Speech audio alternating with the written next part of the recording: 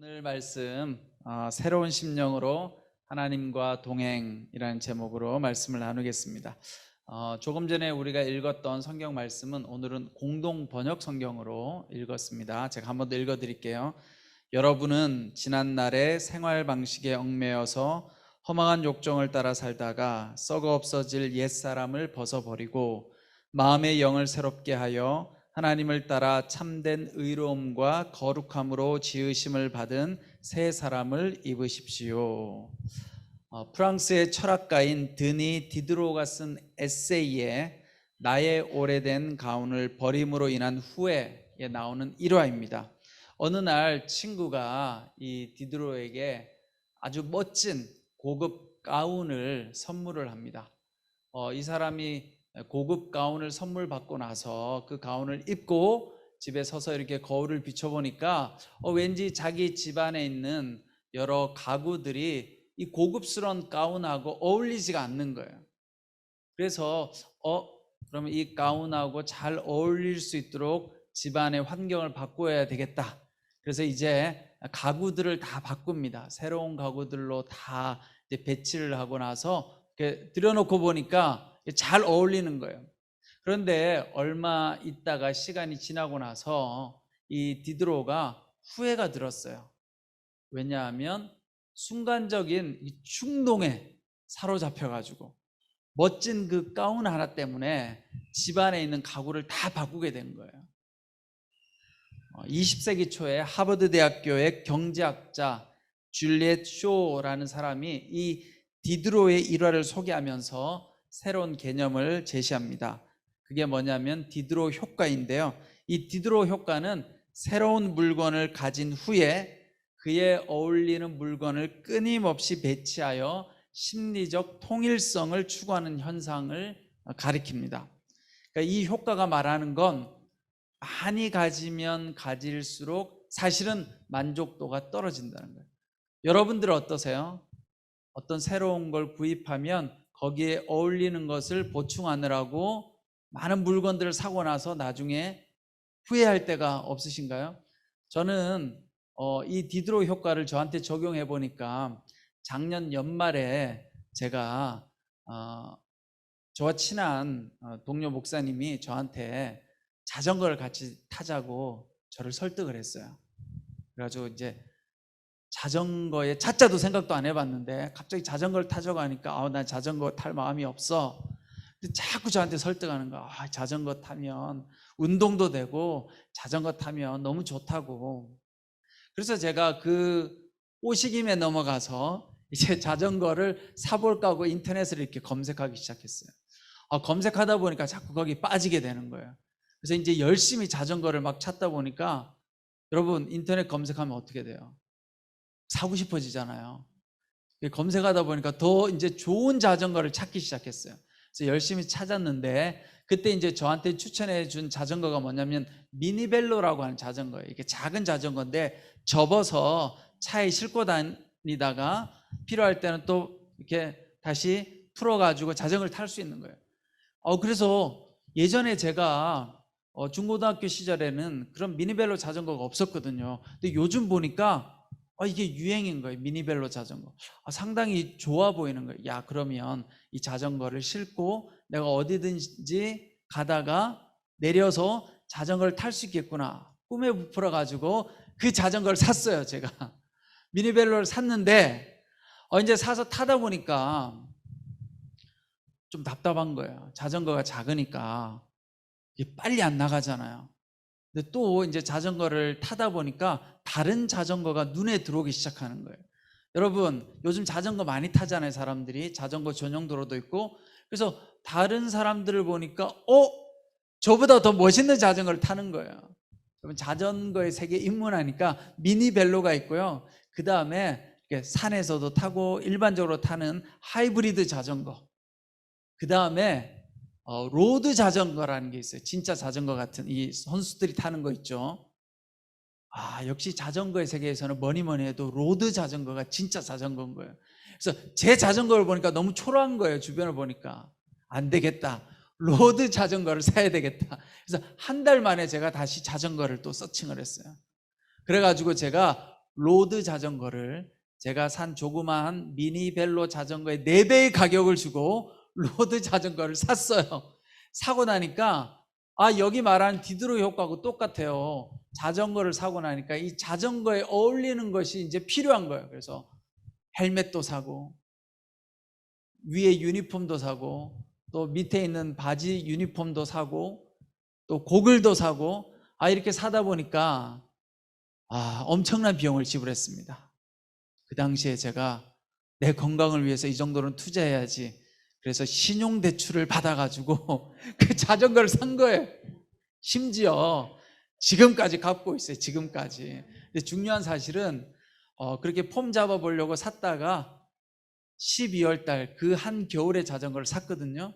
사고 나서 지금 6개월이 흘렀잖아요. 자전거 한 번인가 탔어요.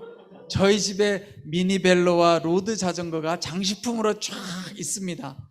누가 훔쳐갈까봐 방 안에다가 딱 거치대까지 사가지고 딱 걸어놨어요. 저는 이 디드로 효과의 이야기를 들으면서 이게 내 이야기구나.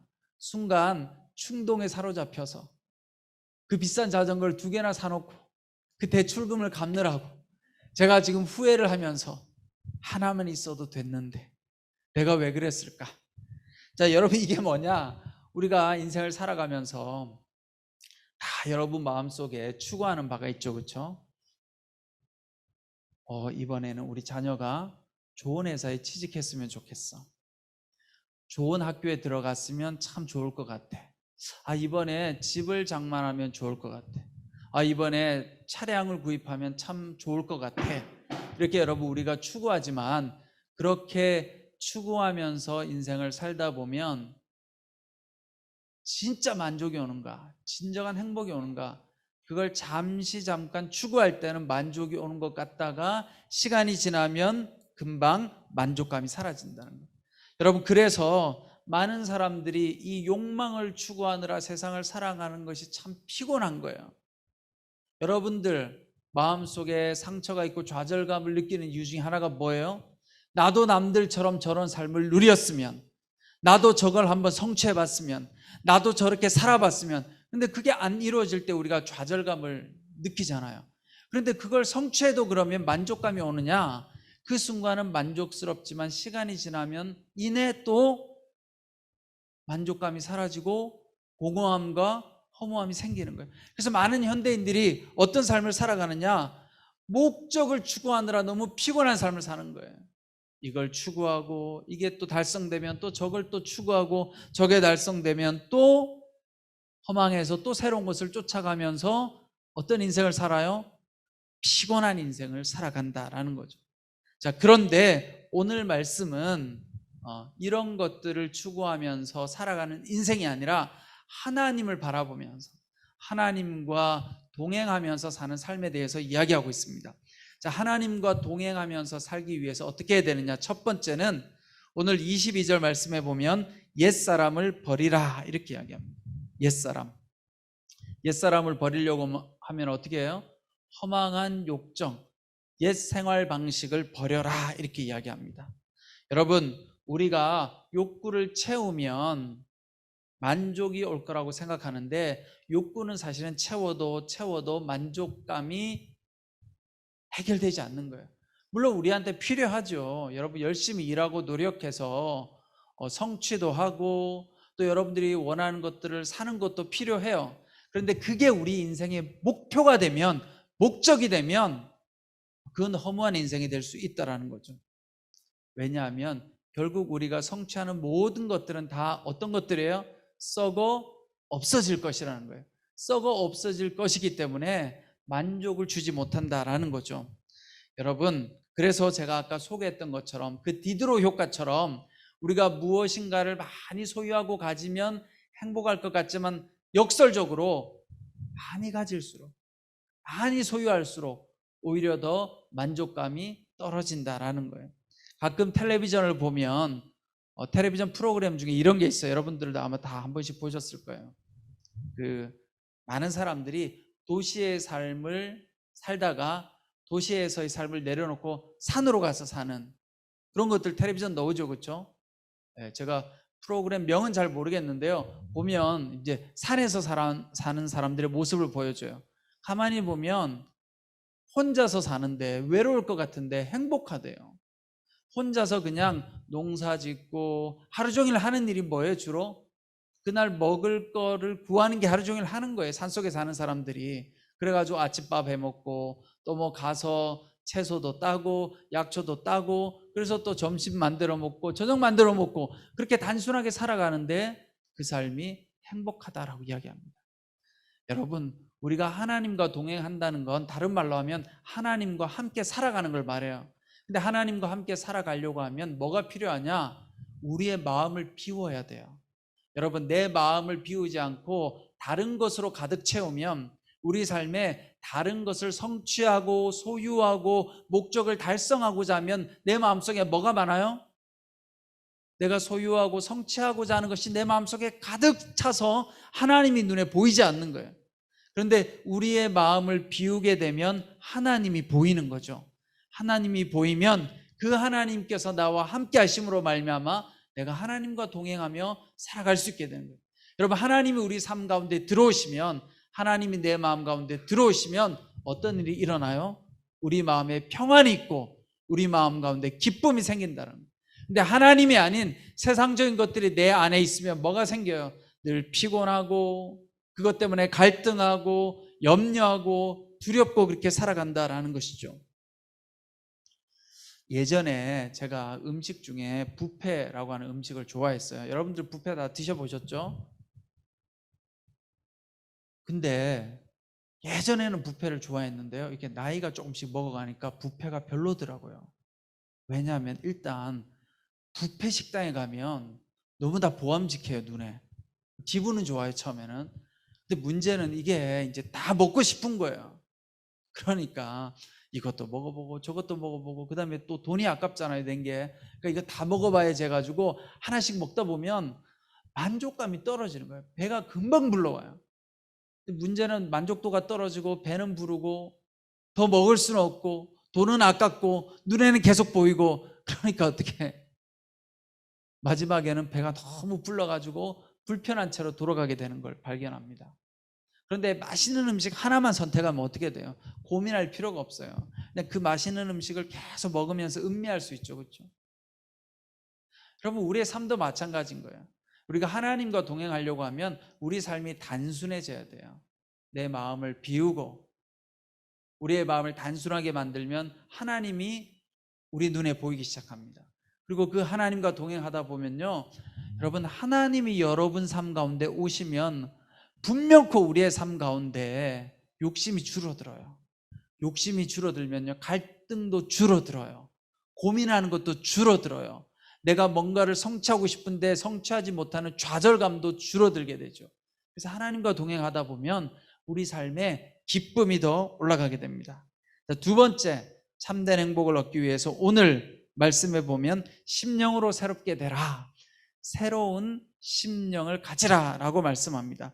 여러분, 이게 중요해요. 마음의 영을 새롭게 하라 이렇게 이야기하잖아요. 마음의 영을 새롭게 하라고 여러분들한테 말씀하셨어요. 그러면 마음의 영을 새롭게 하려면 어떻게 해야 되나요? 내 의지를 발동해야 돼요. 여러분들이 우울감에서 벗어나려고 하면 내 안에 여러 가지 나를 힘들고 괴롭게 만드는 생각들로부터 벗어나려고 하면 어떻게 해야 돼요? 의지를 가지고 노력을 해야 되죠. 의지를 가지고. 아우, 귀찮아 해도 아무것도 변화가 없어. 그리고 포기하면 그냥 그 상태로 있는 거예요. 성경은 우리에게 의지를 가지고 행동하라고 이야기하죠. 새로운 마음을 가지라, 새로운 심령을 가지라 라고 이야기합니다. 자, 하나님과 동행하려고 하면 우리 마음을 바꾸어야 된대요. 새로운 심령을 가져야 된다고 합니다. 그럼 어떻게 해야 되는가? 여러분들이 사랑하는, 좋아하는 누군가와 만나려고 하면 여러분 어떻게 하세요? 아침에 일어나서 열심히 샤워하고 머리도 감고 그 다음에 어떻게 해요? 화장품도 바르고 향수도 뿌리고 또 깨끗한 새 옷으로 갈아입고 그렇게 나가죠. 그러면 여러분들을 만나는 사람이 여러분들을 어떻게 대합니까? 여러분들을 보고 좋아하겠죠. 하나님을 만나는 것도 똑같은 거예요. 우리가 우리의 마음을 새롭게 깨끗하게 변화시켜서 하나님께 나아가면 하나님께서는 우리를 기뻐하신다는 거죠. 그럼 우리의 마음을 새롭게 한다는 것이 무엇이겠습니까? 하나님의 말씀으로 우리가 세수하고 하나님의 말씀의 향수를 우리 가운데 뿌리고 나아가면 하나님께서 우리를 기뻐 받으시고 우리와 동행하신다라는 거예요. 마지막으로 오늘 세 번째, 이제 새로운 심령을 입은 사람은 하나님을 따라 의와 진리의 거룩함으로 지으심을 받아야 된다. 자, 우리가 하나님을 따라가기 위해서는 의로움과 거룩함으로 지으심을 받아야 된대요. 여러분, 의롭게 된다라는 것이 무엇입니까? 의롭게 된다는 거, 정의로운 삶을 산다는 거. 여러분, 세상에서 정의를 이야기하지만 정의의 기준은 하나님이에요. 하나님. 그러니까 우리가 의롭게 산다라는 건 뭐냐면 하나님 뜻대로 사는 걸 말해요. 하나님 뜻대로 사는 거. 여러분, 하나님 뜻대로 사는 게 뭐예요? 세상적인 욕심을 내려놓고 하나님을 바라보고 하나님을 사랑하고 이웃을 사랑하는 마음을 가지는 것이 하나님의 뜻대로 사는 것이죠. 그 다음에 거룩함의 옷을 입는 것은 하나님과 바른 관계를 맺는 것이 거룩함의 옷을 입는 거예요. 하나님과 바른 관계를 맺는 것, 하나님을 내 삶의 주인으로 섬기는 것. 하나님만이 내 삶을 행복하게 할 수 있습니다. 하나님만이 내 삶을 구원하고 바꿀 수 있습니다. 이 고백을 하는 것이 하나님과 바른 관계를 맺는 거예요. 그렇게 할 때 하나님께서 우리와 함께 하시고 우리와 동행하시고 우리를 인도해 주신다는 사실입니다. 자, 그런 점에서 결론을 내리면 여러분, 우리는 하나님과 동행하며 살아가야 돼요. 왜냐하면 하나님과 동행할 때 가장 내가 나다운 삶을 살 수 있는 거예요. 하나님과 동행할 때 우리가 가장 행복한 삶을 살 수 있어요. 그런데 하나님과 동행하지 않으면 자꾸 뭐가 보여요? 세상에 다른 것이 자꾸 보여요. 물질이 자꾸 내 눈에 들어오고 다른 유혹하는 것들이 자꾸 나의 마음을 사로잡아요. 그래서 내 마음이 뺏기게 되고, 그러다 보면 내 마음속에 뭐가 생겨요?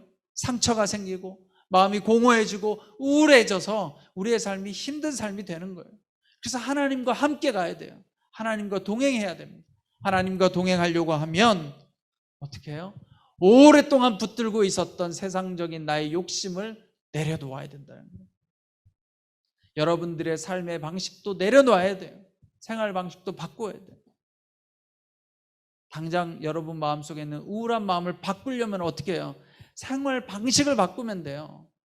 상담도 좋고 약을 먹는 것도 중요하지만 여러분 생활 방식만 바꿔보세요. 가서 운동해 보세요. 완전히 달라진다고 이야기하잖아요. 약을 먹는 거나 상담을 받는 거나 운동하는 거나 효과가 똑같아요. 전문가들이 실험을 해보니까 똑같더라는 거예요. 운동만 해도 내 생각이 바뀌고 내 기분이 달라지더라는 거예요. 우리의 옛 삶의 방식을 바꿔야 되는 거예요. 그리고 어떻게 해요? 우리의 마음을 새롭게 변화시켜야 돼요. 우리의 마음을 새롭게 바꾸면 하나님이 보이기 시작하고 아름다운 자연 만물이 보이기 시작한 거예요. 그전에는 내 마음속에 불편함과 두려움과 우울한 마음과 짜증과 미움과 원망이 가득 찼다면 하나님께로 내 마음을 향하면 뭐가 보이기 시작해요? 와, 저렇게 세상이 아름답구나. 그리고 또 뭐가 보입니까? 나를 위해 애써주시는 감사한 사람들이 보이죠. 주변에 보니까 나를 위해서 나를 도와주고 나에게 사랑을 베풀어 주었던 감사한 사람들이 보입니다. 그리고 조금만 더 옛것들을 내려놓으면 내 마음속에 뭐가 찾아옵니까? 하나님의 평안이 찾아옵니다. 여러분 모두가 새로운 심령을 입어서 하나님과 동행하며 하나님께서 주시는 은혜와 평강과 또 축복을 누리는 여러분 되시기를 축원합니다.